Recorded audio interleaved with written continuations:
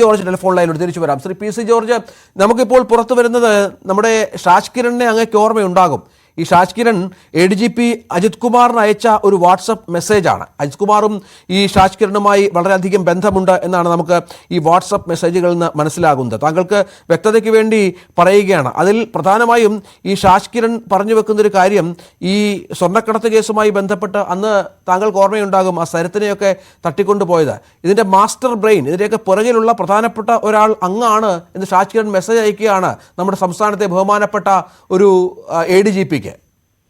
ഷാജിക്കാരനാണ് 16 തന്തയാന്ന് ഞാൻ പറഞ്ഞത്. ഞാൻ ഈ ചന്തയുടെ കൂട്ട് അങ്ങനെ മറ്റേ പണി കിടക്കുന്നതിനല്ല എന്നാ തന്തയ്ക്ക് പറക്കാത്തോണ്ട് പറഞ്ഞേരും കേട്ടോ. വേറെ വർത്തമാനം പറഞ്ഞു. ഇവൻ ഏതെണ്ടിയാ അവൻ ഈ ഷാഹിദ്? എനിക്കറിയില്ല അവനെ. അവൻ എവനാണല്ല തന്തയ്ക്ക് പറക്കാത്തവൻ. പൂക്കറിയാൻ തീർത്തു കൊടുക്കും. ഇവരൊക്കെ കാണിച്ച പൂക്കൃത്തരം കേരളം സ്വർണ്ണക്കടത്ത് ഇത് പിണറായി വിജയൻ ADC എത്തേണ്ടി. അതുകൊണ്ടാണ് ഈ വൃത്തിയോട് പറയുന്നത്. ആരാ സ്വർണ്ണക്കടത്ത് ആദ്യം നടത്തിയത്? പിണറായി വിജയനല്ലേ? പിണറായി വിജയൻ തന്നെ ഇവിടുന്ന് ദുബായിക്ക് UAE പോയപ്പോ അത് അന്താരാഷ്ട്ര ബാഗേജ് കൊണ്ടുപോയി. ആ ബാഗേജ് സ്വപ്ന സുരേഷും പിന്നെ കൂട്ടത്തിലൊരാളുണ്ട്. ഞാൻ ഇതെല്ലാം കറക്റ്റായിട്ട് പേരൊന്നും ഓർക്കുന്നു. സരിത്താണോ? ആ സരിത്ത് സരിത്തുകൾ സ്കാൻ ചെയ്തപ്പോ മുഴുവൻ സ്വർണ്ണമാ. മനസ്സിലായില്ലേ? എങ്ങനെ ഇവരങ്ങോട്ട് അയച്ചു സ്വർണ്ണം എന്ന് അറിഞ്ഞിട്ടും. പിന്നെ 22 പ്രാവശ്യം ഇങ്ങനെ സ്വർണം പിണറായി വിജയന്റെ വീട്ടിലേക്ക് കൊണ്ടുവന്നായിട്ട് ഈ സ്വപ്ന സുരേഷും സരിത്തും തന്നെ എന്നോട് പറഞ്ഞിട്ട് ഞാൻ പത്രസമ്മേളനം നടത്തിയിട്ടുള്ള നിങ്ങൾ പഴയ പത്രസമ്മേളനം എടുത്ത് നോക്കിയാൽ അറിയാം. രാജികരനും പിണറായി വിജയനും കാണിക്കുന്ന പെണ്ണും പിടിച്ച് കിടക്കുന്നവനൊന്നുമല്ല. ഇതൊക്കെ മറുപടി പറഞ്ഞ അവനെ ചെവുകുറ്റിക്കരിക്കാത്ത എന്നോട് പറഞ്ഞേരെ. എന്നെപ്പറ്റി അവൻ സിനിമാ ലോകത്ത് അന്തയ്ക്ക് വർക്കാത്തരം കാണിക്കുമ്പോൾ എന്നെപ്പറ്റി വൃത്തി പറഞ്ഞ അവനെ പണിയാൻ തീർത്ത് കളി പറഞ്ഞേക്കാം. ഇദ്ദേഹം ഈ മെസ്സേജ് അയച്ചിരിക്കുന്നത് ഈ അതായത് പിണറായി വിജയനെയും ഒക്കെ കൊടുക്കാനുള്ള ശ്രമം ഉണ്ടാകുന്നു, അതിന്റെ പിന്നിൽ PC ജോർജും സരിതയും also playing in the game എന്നൊക്കെ പറഞ്ഞാണ് ഈ ADGPക്ക് മെസ്സേജ് അയച്ചിരിക്കുന്നത്. ഞാൻ ഈ കാര്യത്തൊന്നും ഇടപെട്ടിട്ടേ ഇല്ല, എനിക്ക് അറിയില്ല. ഞാൻ ഇപ്പൊ ഒരു വർഷമായിട്ട് ഒരു കാര്യത്തിൽ ഒരു വർഷം കാര്യം ജനുവരി മാസം മുതൽ ഒരു കാര്യത്തിൽ ഇടപെടാറില്ല. ഇപ്പൊ 10ാം മാസമായില്ലേ? നിങ്ങൾ അന്വേഷിക്കാം. ഒരു കാര്യത്തെ പത്രക്കാരെ പോലും കാണാറില്ല. പത്രക്കാരനെ വിളിച്ച് പരാതി പറയാറുണ്ട് കാണാത്ത എന്നാന്ന്. ഒരു പ്രാവശ്യം എന്റെ പത്രക്കാരെ കാണാൻ പോയി. അധികം കാര്യങ്ങളൊന്നും പറഞ്ഞില്ല.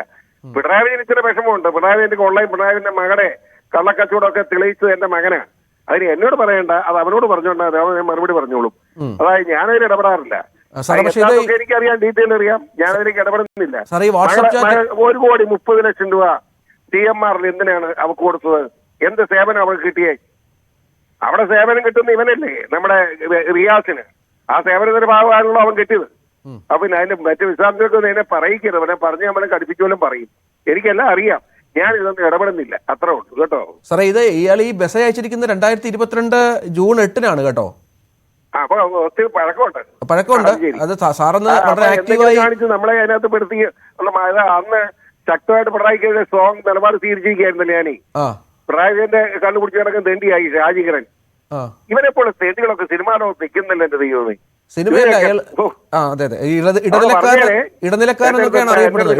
എല്ലാരും കളിക്കുന്നതല്ല കളി. മീൻസ് ഞാൻ പൊട്ടിച്ചു കളയും. സംശയമൊന്നും വേണ്ട. എനിക്ക് മേലിന് ഓട്ടമുള്ളവനല്ല. എല്ലാവർക്കും അറിയാം എന്റെ സ്വഭാവം. ഞാൻ വൃത്തികേടൊന്നും കൂട്ടി നിൽക്കാല. ഒരുത്തന്റെ അഴിമതിയും വേണ്ട, കൈക്കൂലിയും വേണ്ട എനിക്ക്.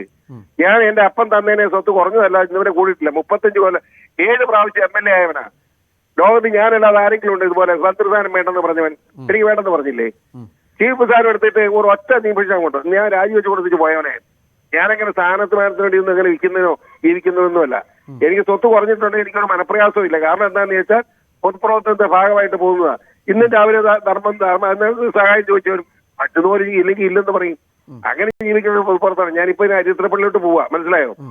എല്ലാ ആദ്യ വെള്ളിയാഴ്ചയും രാവിലെ 11 മണി മുതൽ 1 മണി വരെ അരിത്രപ്പള്ളിച്ചന്റെ മുന്നിൽ നിന്ന് നേരത്തെ മേടിക്കുന്ന ജോലിക്കാരൻ ഞാനാണ്. പള്ളി നിയോഗിച്ചിരിക്കുന്ന വ്യക്തി. മനസ്സിലായില്ലേ? അങ്ങനെയുള്ള എന്നെ പറ്റി ഈ തന്തയ്ക്ക് പറക്കാത്ത പറഞ്ഞ് ഞാൻ വിടുക. ഞാൻ പറഞ്ഞേക്കാം സാർ.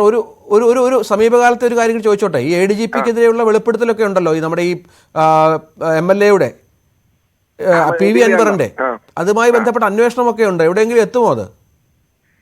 അന്വേഷണം എത്തിക്കാനുള്ള വഴിയിലേക്ക് അന്നേരം ഞാൻ ഇടപെടാം. ഒരു സംശയം വേണ്ട, അന്വേഷണം എത്തിക്കും. അൻവർ പറഞ്ഞത് മുഴുവൻ 100% സത്യമാണ്. KTL-ലൊക്കെ ഇട്ടേച്ച് പോവാം. പക്ഷെ എനിക്കിട്ട് ഞാൻ കയറി പിടിച്ചിട്ടില്ല. പിടിച്ചാൽ ഇട്ടേച്ച് പോകുന്ന പ്രശ്നമില്ല. നോക്കി നിൽക്കുക. അന്ന് പിടിക്കുമ്പോൾ ഞാൻ ഷാജീറിനെ പിടിച്ച് കാണിച്ചു തരാം. പിന്നെ ഒക്കെ സൂക്കട് ഞാൻ തീർത്ത് തരാം. ധൈര്യമായിട്ടിരുന്നു.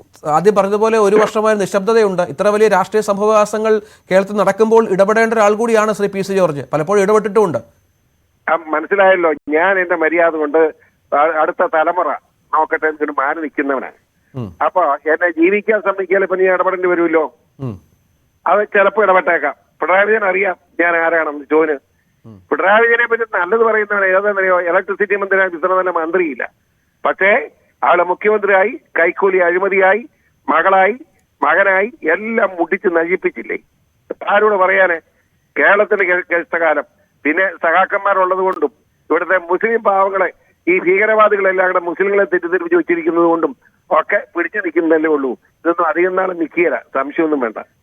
ശരി, നന്ദി ശ്രീ PC ജോർജ്. ദീർഘകാലത്തിന് ശേഷമാണ് താങ്കളുമായി സംസാരിക്കാൻ സാധിക്കുന്നത്. ഏതായാലും ഒരു വർഷമായി, നേരത്തെ അദ്ദേഹം പറഞ്ഞ PC ജോർജ് നിശബ്ദനാണ്. പക്ഷേ ഈ വിഷയം പുറത്തു വരുമ്പോൾ വളരെ പ്രധാനപ്പെട്ട അതിനിർണായകമായ ചില കാര്യങ്ങൾ കൂടി ഇതിനോട് ചേർത്ത് വെക്കേണ്ടതുണ്ട് എന്നുള്ളതാണ് ഏറ്റവും നിർണായകമായ കാര്യം. നമുക്ക് ഈ വാട്സാപ്പ് ചാറ്റുകളിൽ കാണുന്നത് പോലെ പലവിധ അന്തർനാടകങ്ങളും നടക്കുന്നു എന്നുള്ളതാണ്.